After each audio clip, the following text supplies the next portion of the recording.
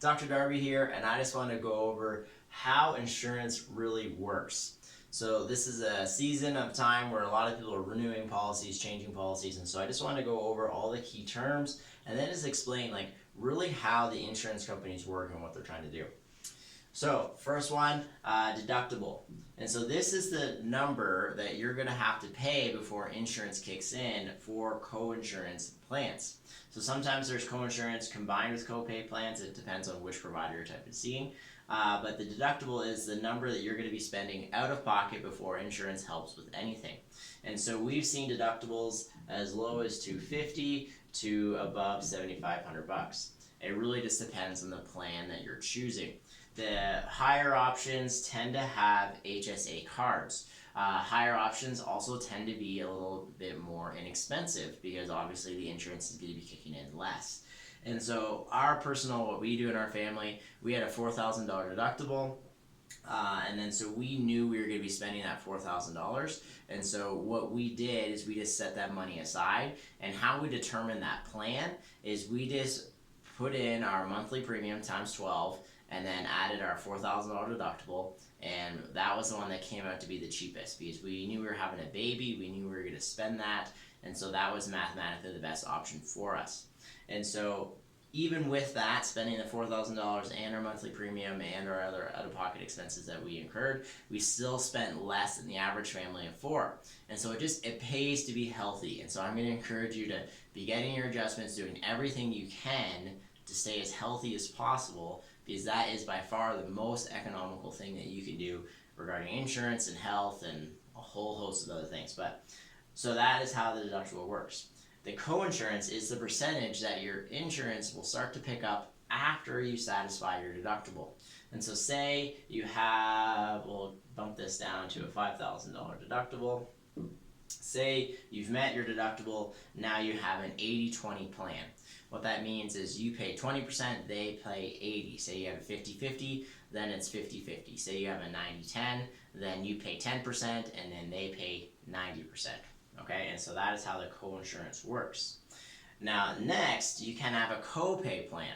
And now we've seen copays as low as $10 to above $60. Okay, and so Blue Cross I've seen as low as 10. Aetna, Cigna, I've seen a lot of $60 copays, which is just kind of interesting. But yeah, so that is the dollar amount that you will pay irregardless of where your deductible's at. In fact, some copay plans don't even have deductibles anymore. And so if you are paying that $10 or $60 copay, this is what's going to your out-of-pocket max. And so say you have a $5,000 deductible, you satisfy that, and then your insurance kicks in, and then you still are paying a percentage. That percentage that you are paying is going towards your out-of-pocket maximum, the money that you are spending out of your own personal pocket. And so in this co-insurance option, you have that $5,000 deductible. The out-of-pocket in this case is probably going to be around $7,500. So the out-of-pocket max is usually just a little bit more than the deductible.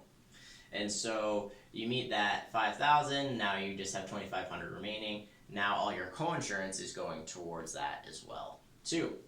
So say you don't have a deductible plan and you're just copay, the out-of-pockets can be as low as $250 to as high as $750. But only the copay amount. So if you have a $10 copay, only $10 is going towards that out-of-pocket maximum.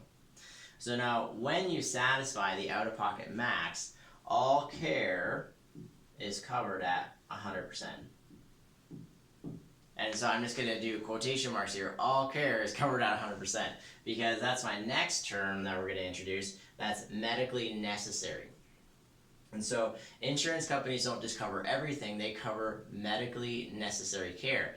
And an important note, what they deem to be medically necessary. Not you, not your doctor, not your chiropractor, not anybody, but the contract you sign and the adjuster you're working with, they deem what's ultimately medically necessary. You have to remember, insurance companies are for-profit companies. They are trying to reduce their healthcare expenses on you, and so this is one of their big tools to do it, is if they deem something not medically necessary, then they don't have to pay it. Cool. And so what is medically necessary? So if you are kind of actively getting better, that's typically classed as medically necessary. If this is something to continue at a certain level, so they cover the upswing. Once you kind of get flat, or you're maintaining, or you're doing supportive care, you're doing wellness care, that is no longer deemed medically necessary, and insurance companies won't cover that. Lastly, this is a chiropractic specific aspect of insurance. This also applies to physical therapists, massage, occupational therapy. Typically, some of these can be all grouped together. You have a set amount of visits. I've seen as low as 10 visits to as high as unlimited. Now with that, this medical necessary factor comes in. And so they will determine how many visits you get per diagnosis code. And so a common thing that we get is like, oh doc, they said they have 20 visits. I'll just do my 20 visits and then I'll call it good. Well, actually, Susie, they're only going to cover about 12 visits because based off your diagnosis code and what everything we've submitted to your insurance company before, that's what they're going to cover. And really, you probably need that more 24 or 36 to actually do this well. But ultimately, it's your health, up to you. But the visits that is per diagnosis code. These visits limits are annual limits. And so what will happen is, say you get hurt in January and they deem your medical necessary visit number to be 12 for that diagnosis code in that event. Say you get hurt in November, then you can use the remainder of that 8. Okay, and so that is how the visits and medical necessary works.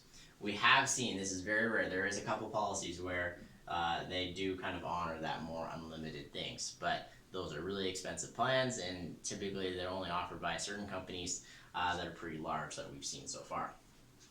Lastly, I just wanted to touch in on a couple factors. I mentioned HSA card already. Typically these cards are for medical spending, so we have a lot of patients that love using these here. They are paired with high deductible plans. FSA card is a similar type card, but there is some restrictions placed on it, and that does vary from company to company. And so you do want to be reading the details of these. HSA cards are preset, pretty open. There are not a lot of restrictions. As long as it's a kind of a medical provider, you're good to go.